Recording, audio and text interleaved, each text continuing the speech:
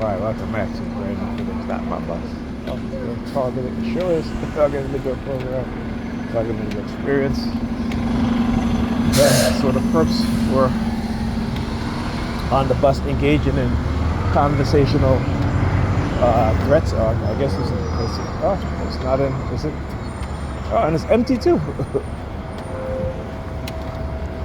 Hold the door. Hold the door, please. Right? This woman got on the bus and she started talking about, oh, is Ethan going on the trip? You hold the bus to me? Ethan going on the trip. Ethan going on the trip. Look, I asked him to hold the bus. Look what he did. I know you heard me. But that's what they do. That's what they do, right? See, when they do stuff like that, again, is to try to make me rent against the bus. But everything they try to do is to try to retaliate. That's what they'll do, right? I know you heard me. Okay, but that's what they'll do. So anyhow, as I was saying, woman gets on the bus and she's like, oh, is Ethan going on the trip? What have you? And why is that? Because Monday Pam had asked me to go with her to this water park that she takes the kids to, and I usually say no, but I said okay, what have you, right? But I think I'm going to change my mind because I realized that after I said that, she's been engaging in thinking that because I said yes, that she's going to try to manipulate me. Again, and using, the tactics that they taught her. Talking about the predators on the New York Predator Department and the cult leaders on the pulpit in the churches, all right, and the narcissistic, fanatical cult members, and they taught her how to try to manipulate me in doing certain things. This is why, she'll leave her phone on my book bag. I'm like, why are you doing that? My book bag is on the floor, and you literally bending down to put your phone on my book bag. Why is that? Why is that? Right? And I'm gonna tell you how. I'm gonna tell you why, actually. So, when we were together in our relationship, when we were together in our relationship, she never put her phone face down. Her phone was always faced up, right? Until I started until she had left the phone on the coffee table, and I'm sitting there, and I see a text come in, and it's from her ex, and the text says, "It's right there in front of me." I'm like, "What the hell?" Because you see it, it's like, because it went off, the notification went off, and it was like, "Oh, I really wanted to squeeze your butt," and shit like that. And she had text back because you could see the history of the text. It came up, well, you could have if you wanted to. Why didn't you? And I'm just like, really? We're in a relationship. This is the conversation she's having. So this is why, because when I found that shit like that, I didn't say nothing at first because I wanted to see what happened. But then again, I see another text with her and her friend. Because she has a friend named Joe that she go visit. She used to go visit, who lived close to her, and she used to go visit after work sometimes. She's like, "Oh, Joe's in the area, go out to eat, what have you." Then I found out, I saw a text that says, "Oh, the next time I'm gonna put it in your ass." So I confronted her. Her mother called me. "Oh, stop stressing, Pamela. She had an asthma attack." I said, "Yeah, because I caught her. There's a message from her friend saying exactly that, right?" So again, this is how her mindset is, all right. So anyway, she was like, "Well, I don't want to be in this relationship anymore. This and that." I'm like, "All right, fine, what have you?" But yet she still wanted me to be there to take care of the kids and her. Still wanted me to cook all that stuff. You know what I'm saying? And the kids were young, so I was like, okay, fine, what have you, of that. But it's the disrespect. It is the, hanging out after work. Don't even call to say, hey, I'm hanging out. I'm going out with such, right? And then also when she would have these work dinners, what have you, I would still stay and watch the kids. I say, okay, but you got to be home by make a time. Return time. Hour, 2 hours later, I didn't hear from her. She came home like, hey, I told you said that. Oh, well, I'm not thinking about you. So again, I've done everything to show her the support and give her the support, and she has done everything to show me that she just didn't care. and she's gonna do what she wants. And that's the female norm. Their mindset is that they're gonna do whatever they want to do, and that's it. But again, we are all conditioned like that in this society, particularly as black men and black women. That's why we are the most highly individualistic, most selfish people on this planet, or in this country, because they've made us this way. And even with me understanding that, but trying to educate other black people, forget it. Forget it. Particularly when they're deeply involved in religion. Forget it. They'll tell you they know more about the Bible than the actual biblical scholars. Okay? They've never been anywhere, but they know. Okay? Ask them to go on a map and show you the geographical area in which the Bible talks about other than Egypt, and they can't tell you. They can't show you. Right?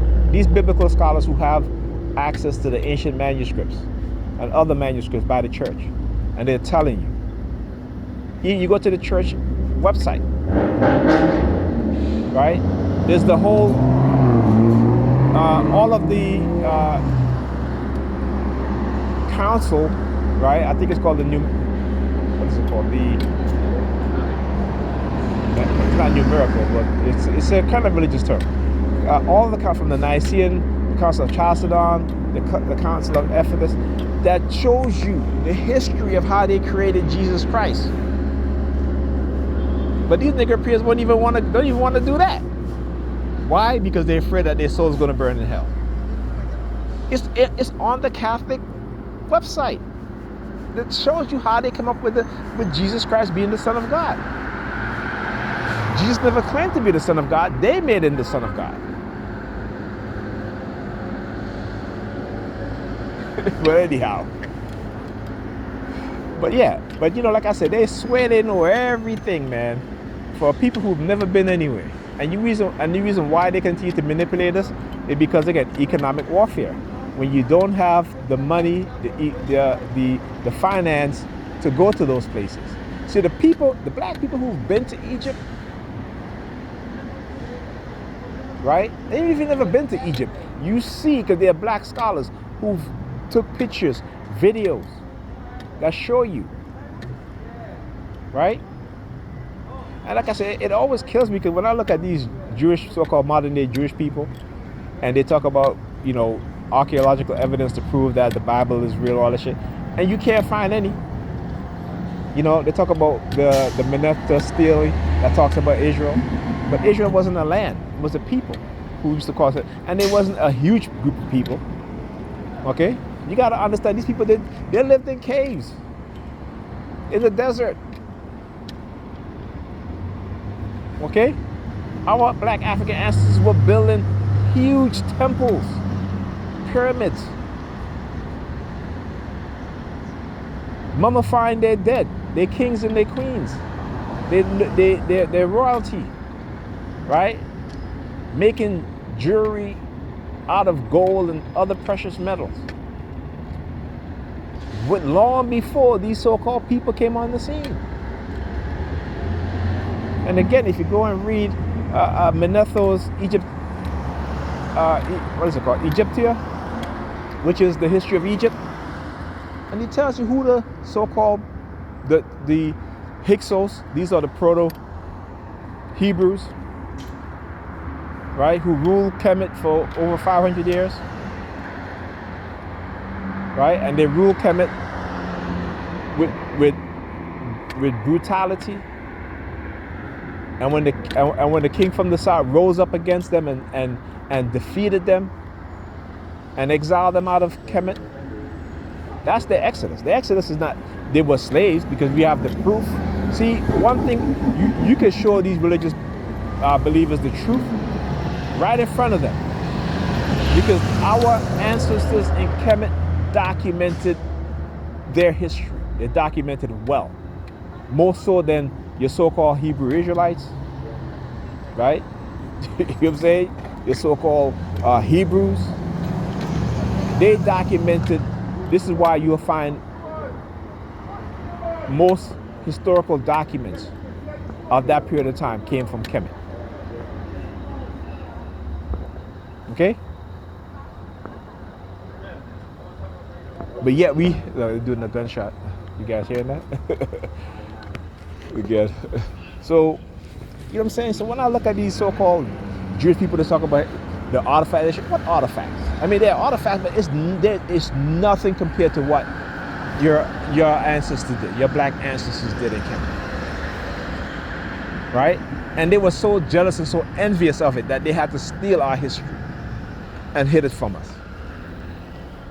They had to lie. First university ever built was built by black people, black men, the Moors. They won't tell you that. Right? So-called windmill in Europe, black people built that. Bathhouses all across Europe, black people did that. Even though in Roman times they had bathhouses, right? But they got the bathhouses from who? From black people. You see, what the Catholic Church did to Europe was an atrocity that no one wants to talk about. So the so-called Dark Ages, the Crusade, the brutality, the murdering, the pillaging, the raping, right? They had to create a regressive mind within European and dumb them down in order to feed them the bullshit of their religion. Go look at the history. Go read the book called Dirt. I keep talking about this. It's a book called Dirt. Go read it. And you'll see how these people were living because of the church. They couldn't even bathe. Diseases were so rampant in Europe. Right? Meanwhile, at the same time, you have the Moors in Spain, in Italy, Turkey, right? Creating universities, teaching white Europeans how to bathe and how to change clothes for the seasons, how to plant crops, right? How to rotate crops, right? Black people, black men, educating them, teaching them. You know, I was watching there was a video that by Thomas Sowell called when black people enslaved white people. Black people never enslaved white people. Don't let them feed you that bullshit. Okay? Black people conquered lands in which white people lived in, just as how white people conquered lands in which black people lived in. But here's the difference. When you look at black people when they conquered southern Europe, go and look at what they did. Right? Don't go by the whitewashed images that they show you about the Moors being these light-skinned Arab Muslims. No, the Moors were black Muslims. They were black people, but yet they were Muslims. Okay? And they have whitewashed black history. And again, the difference is when black people conquered lands, we educate, we improve the lives of the people under the rulership of the black kings and queens. When white people conquered lands, they don't improve nothing. They destroy. They destroy. Okay? Go look at the history. And you'll see what I'm talking about. Right? When the Hyksos conquered Kemet for 500 years, they didn't build anything. Because they couldn't. Right? They ruled, they pillaged, they plundered, they destroyed. Then when they were driven out, guess what? The black Kemetans rebuilt. Right? Where you have some of the most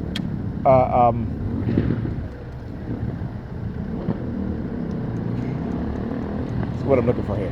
Where you have some of the most improvements within the society going forward. Then the Greeks came, conquered. What they did, they didn't build anything, they destroyed. They took, they pillaged. And the Romans came, they destroyed. And Egypt was in further decline until, look what happened in the 25th dynasty. The dynasty when King Shabaka, what did he do? What did the Nubians do? The 25th dynasty. They reestablished what their ancestors were doing, rebuilding, right? Without their effort, the black Nubians, right, the black Kemetans who became Kemetans, what did they do again? This is. There would be no such thing as the Rosetta Stone if it wasn't for Nubians. There would be no such thing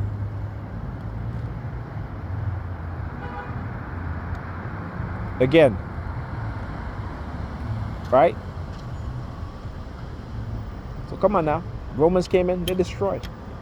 Then the Arabs came in, destroyed. They didn't care about Egypt until the Europeans, Napoleon came back in, the Napoleons and the British, the French, the British, came back into North Africa after defeating the Arabs, okay?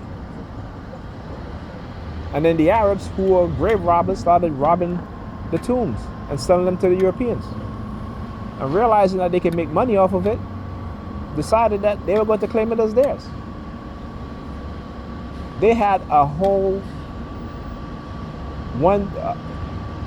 almost 1,700 years. Well, they conquered in the 7th century. So about 1,500 years, okay, to improve, to rebuild. They didn't do any of that. But now they want you to think that that's their culture. Come on now. You know, we as black people, we love to read the Bible. We don't read anything else, right? We don't read about history. We read in the Bible history. The Bible contains some part of history, okay? Not the New Testament. The New Testament is not historical. But you will find history in the Old Testament. But not that supernatural prophet shit, okay? Because guess what?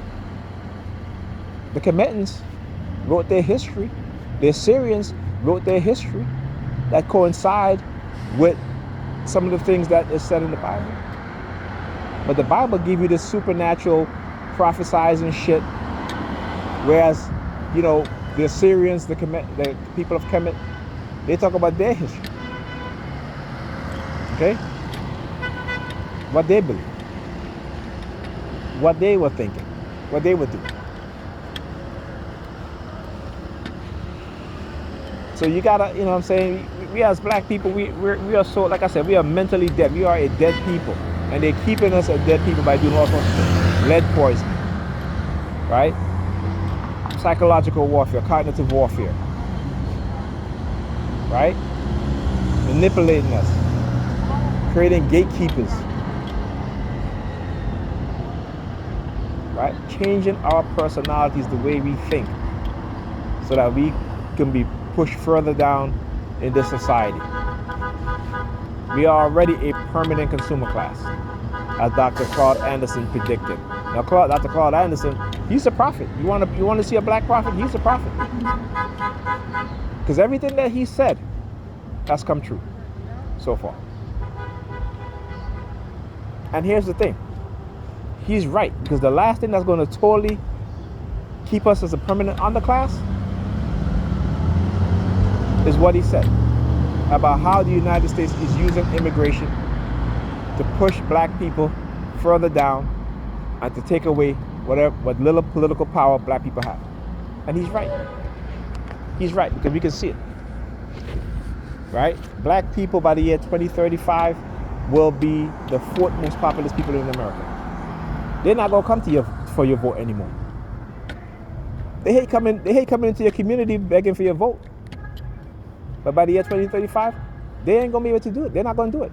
Not won't be able to do it, but they don't need to. Because guess what? Because now Asians will be the 3rd most populous people in the United States. And black people will be 4th. Okay, our little political power that we have, which we don't really do nothing with, right? Because we're so brainwashed into thinking that these two-party system, vote Democrat, and Democrat ain't doing shit for you. Yeah, you get to drive and you get to drive a nice car, have you? But guess what? You're paying a higher interest rate because what? Your credit is messed up, right? And the whole credit thing is a scam to give us bad credit. I talked about this, what they do, right? Particularly now that everything is online. You know, talk about the IoTs, Internet of Things. Okay. They can log you out of your account, so you miss your bank payment. You can't pay. And if you're busy, you have no time to call or what have you. You might forget, right? Shit that they do to cause you and I.